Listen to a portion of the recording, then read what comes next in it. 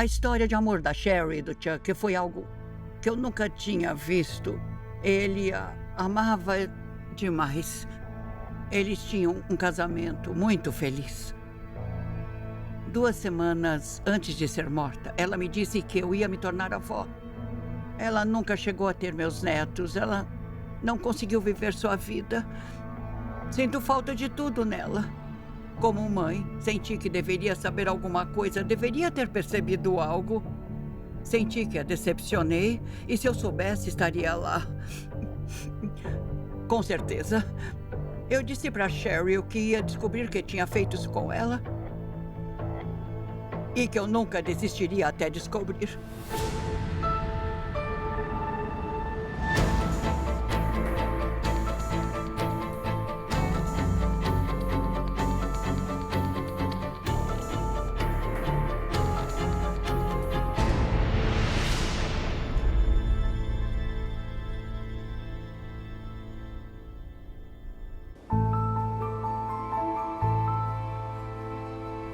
Há um frio de outono em Aurora, Illinois. Um subúrbio de Chicago, lar dos namorados de escola Chuck e Cheryl Lynn Hall. O Chuck e a Cheryl se conheceram através de um amigo em comum e se deram bem na hora. Eles tinham sido feitos um para o outro. Acho que foi a primeira vez que ela se apaixonou.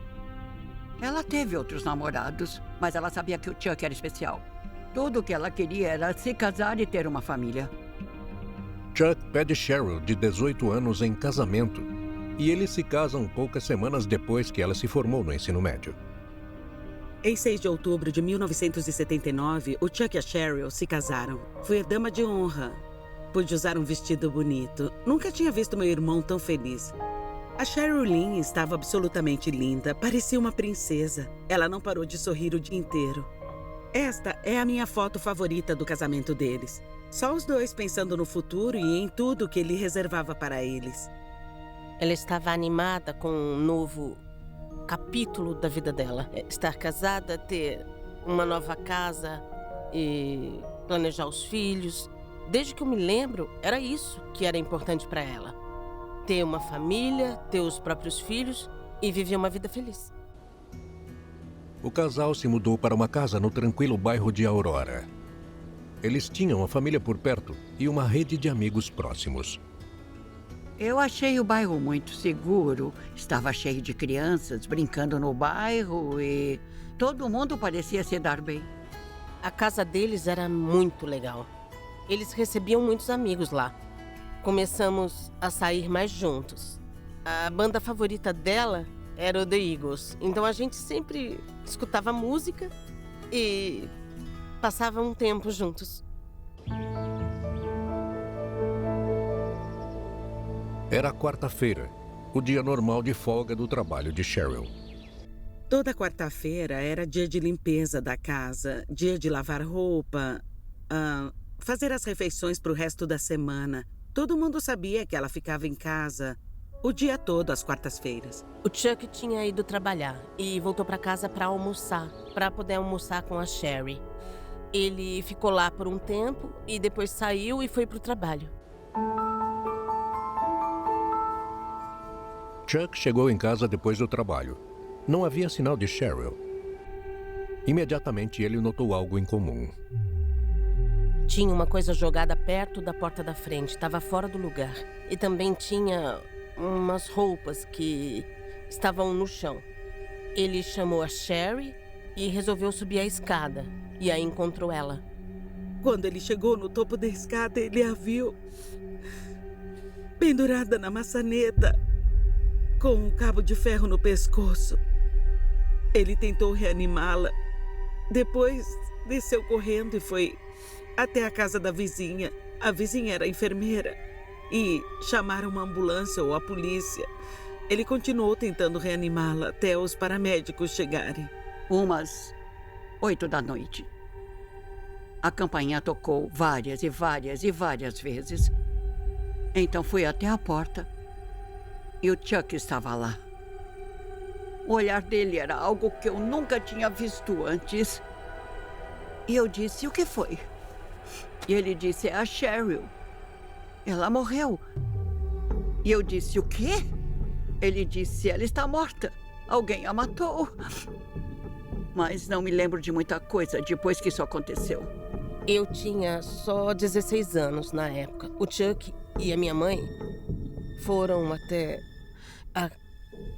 a casa do meu pai e falaram que tinha acontecido uma coisa com a Sherry. A minha mãe só me abraçou e falou, é a Sherry, ela se foi. Nós ficamos todos em choque. O meu irmão nunca mais seria a mesma pessoa. Foi como um pesadelo depois disso. Um pesadelo.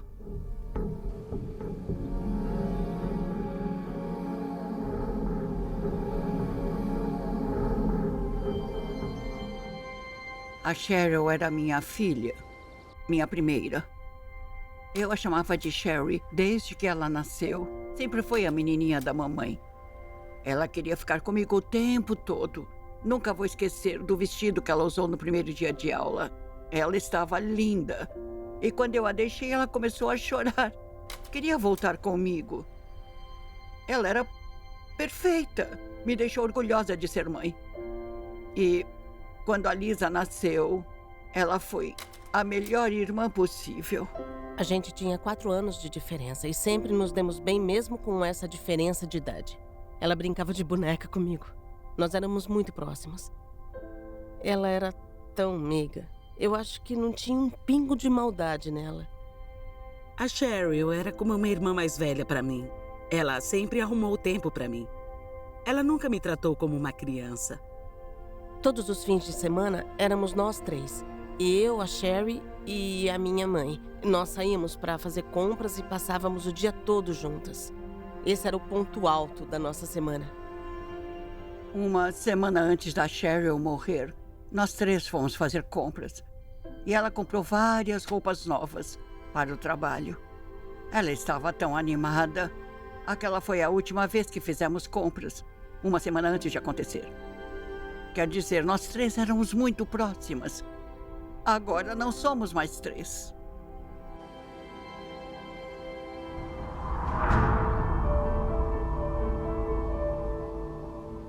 Depois que receberam o chamado, os policiais e os médicos chegaram no local. Eles verificaram o quarto do andar de cima e localizaram Cheryl Hall. Parecia ter sido um assassinato muito brutal. O cabo ainda estava enrolado no pescoço dela e a outra parte do cabo estava enrolado na maçaneta. Parecia haver marcas de estrangulamento em volta do pescoço de Cheryl Lynn. O marido estava visivelmente e emocionalmente perturbado. O Chuck foi um dos últimos a ver a Cheryl viva. Então ele era uma pessoa com quem queríamos falar.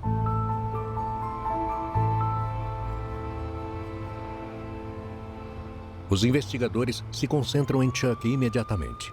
Eles o levam à delegacia de polícia de Aurora para interrogatório. Você tem que investigar o marido, primeiro, porque ele é o mais próximo. E isso é difícil, porque eles estão sofrendo com a perda de um ente querido. Então, você tem que ter muita compaixão e dizer que só está fazendo seu trabalho.